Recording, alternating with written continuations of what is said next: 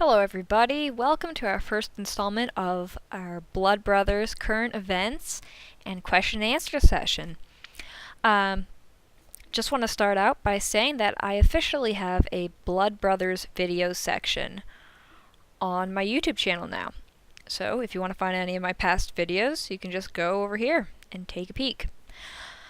I want to start with the most current event that's going on. And I'll start with that. So here we go. This is kind of a Christmas event, so to speak. Whoa, sorry. And it's called the Dread Tundra. This is a raid boss event. If you don't know what a raid boss event is, you can check out my guide, which is, of course, on my YouTube channel. So this time, we will be fighting what seems to be some kind of winter or Arctic wolf thing called Gormer. And might as well scroll down a little bit here and show you what is in store. So, as usual, and I say as usual because they've officially switched to this, we have a 2-star legendary as the main prize. With a skull called Whiteout, deals heavy damage and sometimes freezes 3 foes. So I'm assuming that's heavy damage to 3 foes. So I guess it's kind of like a very souped up Gerda Blilu. I guess that's how it's said, except it freezes rather than poisons. So should be a very good familiar. Of course, if you are actually going to be aiming for the top, then remember, event allies, make sure that you choose good ones for this event, because I wasn't so lucky last time. I accidentally friended somebody who wasn't very good. Now, the elites have been changed ever so slightly. We will get the ×3 bonus for the elites here, as you can see, the ones that turn into rares from uncommon, but they did change something with the rare to epic elites. Before, it used to be that you'd get the ×3 up until the very end, and then that would be ×5. But here they have ×5, and at the end you get ×7.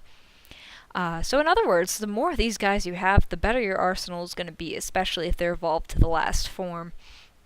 And of course, this is another way to convince people to buy their packs. Now, as I go down here, of course, there's the bonus for having your entire team be elites, and from the unique event packs, we can expect to see a few new non-event related guys, since they always do that. Now, there's something pretty interesting here. Finally, super raid bosses are actually worth killing. Before they were worth killing, but the amount of points that they gave were nowhere near the 3rd evolution. So, now, finally, there is an extreme point to killing super raid bosses. If you are the MVP, you get 20 times the points, which is massive, compared to normal MVPs on a normal boss, which is 3.5 times. And of course, junior MVP stays around, which is great for all of us, especially me, who tend not to have a million bugles. Or Yaller horns, if you're willing to spend some money. So, let us continue here. And, of course, these are the different evolutions of Gormer. And as you can see, he gets a little more badass looking as we go along, although it might be funny to note that he kind of looks like a Digimon. I forgot what the name was, but, you know, back in the day, I remember something looking like that with, like, purple tips or blue tips or something. So, rip off or not, you be the judge. Either way, he has an ability called Ice Storm. I don't know why, I think it lagged when I was recording it because it keeps jumping up and down, but he has Ice Storm, which is deal ice damage to all foes. Now, of course, they're not very clear with the skills again, so we don't know whether or not this is similar to Nidhogg's ability. There they said deals moderate ice damage to all foes and has a possibility of freezing, so we don't know if this is actually going to be heavier damage than Nidhogg or not. Either way, we know it will not freeze. Now here's a little funny typo here. It's saying Infested Undead General. That's quite old. That was from the Halloween event. They gotta change that. And of course, here's the whole thing with the rewards list. And they finally noted that you do get one at 500,000 points. Good to know, because a lot of people won't be able to rank within the top 2,000. Good to always try to aim for at least 500,000 points so you get one of the mana Gormers. And you will get crystal coins below 2,000th place. But thankfully they have a bigger range now. I remember back in the beginning, there was a much smaller range of people that would get the rare. I think it was up to 1,500, so they added 500 extra slots within the past two raid boss events. Of course, event allies, we all know that, but of course the boss might change, but I remember there was something else that was interesting to note here.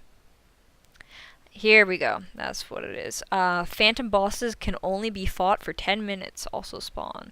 I'm not exactly sure what that means. I guess that will have to be seen as we progress through the event. But what I'm guessing is that there's something like a bonus boss that you encounter once in a while. What exactly it means by phantom is yet to be seen, but it seems to be different than the super raid boss. I guess we'll find out more information about that soon. So that's the current event that's going on. There is a packed promotion going on, but of course that's not that important.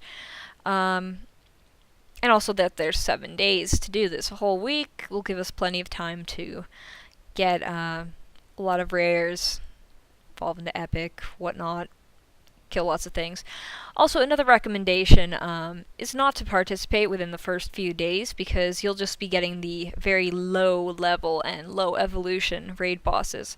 So you'll be wasting your bugles, unless of course you want to just kill it with your naturally regenerating morale.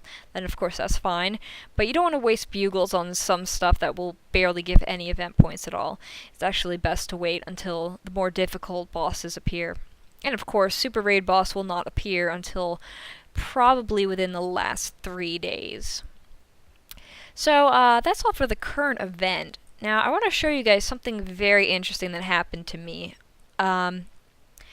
See, I put G Night Devout on the bazaar maybe about a week ago, and I had something pretty strange happen. Now you can see here it's level 24. It has a level 6 skill. It has 18 to go until it levels up. Now, it expired on the bazaar, so keep note of all that. Well, when I took it out of the bazaar section of my wagon, I didn't get one, but I got two. And as you can see, they're both completely identical. I don't know if anybody else had this glitch, but now I have two genes, and it's pretty interesting, because it's obviously a glitch, and I don't know if anybody else was affected by this. In fact, I kind of left, I left my whole account alone for about 3 days, and then I came back and this happened, so I really don't know. I'm guessing it was fixed with the latest update, but sure was a strange occurrence. Now, since this is our first episode of the current events and question answers, I just wanted to share with everybody that the submit a question thing for Rage of Bahamut has been altered. So you'll be able to submit questions to me, but now whenever you submit a question, you have the option of choosing whether you're asking about Rage of Bahamut or Blood Brothers. So let me zoom in on this a bit.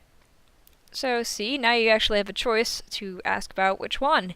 And of course, I'm going to be keeping up my Rage of Bahamut videos, don't worry. If people think that I'm going to completely abandon that in favor of Blood Brothers, I'm still going to be making videos for both.